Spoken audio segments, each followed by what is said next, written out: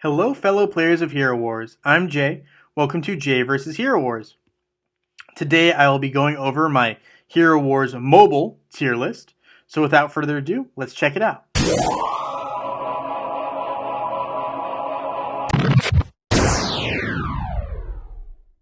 Alright guys, so whether it's Facebook or mobile, the same rules always apply for my tier list.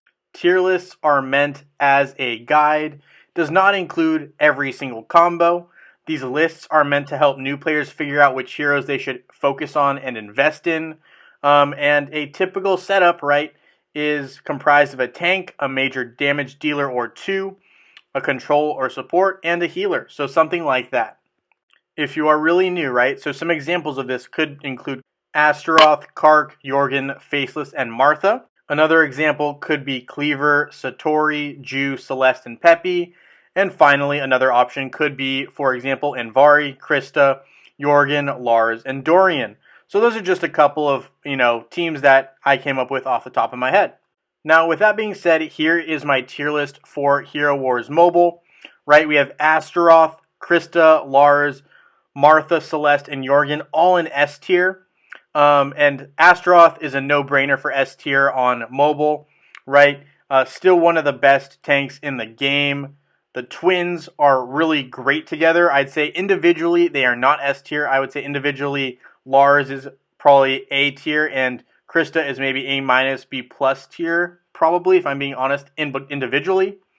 You have Martha, straight up the best healer in the game. You have Celeste, a great healer, also great for countering healers. Jorgen is unparalleled in mobile. I'd say, this is probably the best hero and most versatile hero you want on your team.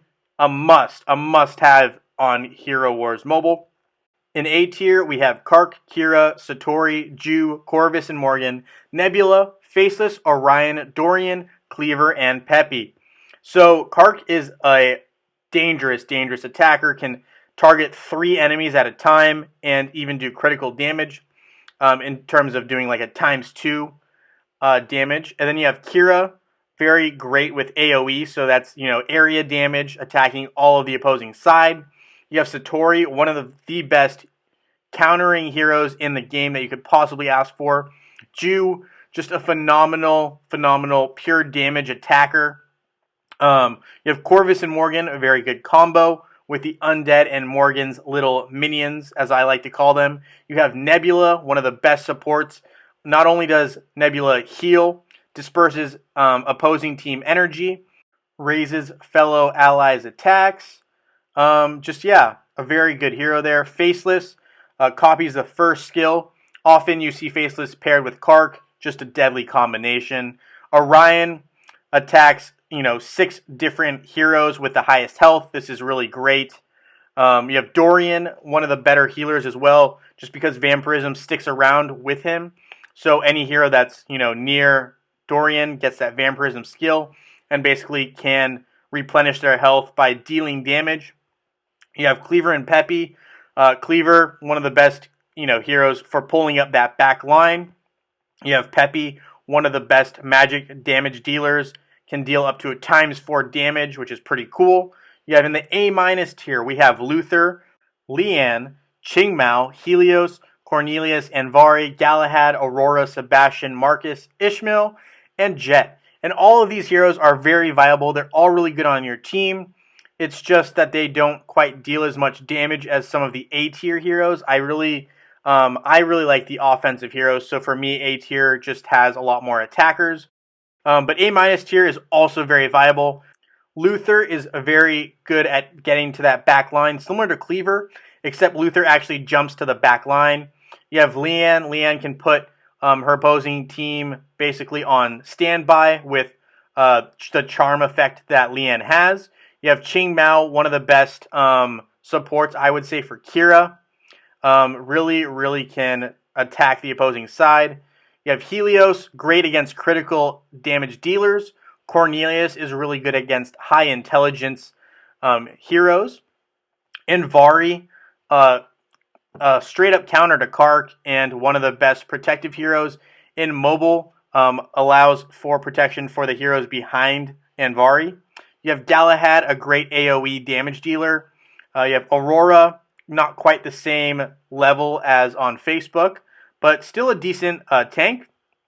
Really good against magic attackers. You have Sebastian, who increases critical hit damage. You have Marcus, who has the capability of being invincible and making the allies invincible for a short period of time. You have Ishmael, who, once he turns into his demonic mode, is an absolute monster. As well as Jet, who is really good at debuffing the opponents.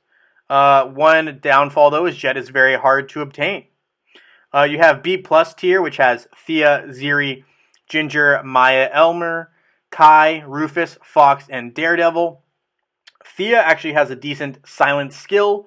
The issue is actually in her survivability. You have Ziri. Ziri, my biggest problem with Ziri, even though people love how Ziri can last forever in fights, Ziri is a very, in my opinion, selfish hero. Only looks out for itself. When you have a team of 5 and Ziri is your only tank and goes into hibernation, your team is left completely exposed. You have Ginger. Now, Ginger might be a little low on this list, if I'm being honest. She might be a minus tier, but Ginger is a great AoE character. I really actually don't dislike her. It's just that there are other heroes that do similar jobs that are just a little bit better. We have Maya, who's a very good healer as well, but very limited. You really need Maya to be in your second slot when you are attacking to utilize Maya to her maximum capabilities. You have Elmer, very defensive hero, not great for attacking, just limited in purpose. We have Kai. Kai is a decent attacker, but again, in my opinion, his attacks just take too long and they're a little bit slow. You have Rufus, who is very one-dimensional, can only really be viable against magic attack teams. Fox is used to be the Anvari equivalent, right, or specialist to basically dethroning Kark, but now that you have Anvari, Fox is a little bit less viable. You have Daredevil, decent hero, but hasn't had any rework that's close to the Facebook version. So just doesn't deal enough damage, even though, deals a decent amount of damage, but also just gets knocked out way, way, way too quick. B minus, we have Chaba, Artemis, Phobos, Astrid and Lucas, Darkstar, and Mojo. Chaba is actually an interesting character, but not very viable in the long run. You have Artemis, similar to Ginger, but Artemis deals less damage than Ginger in many cases.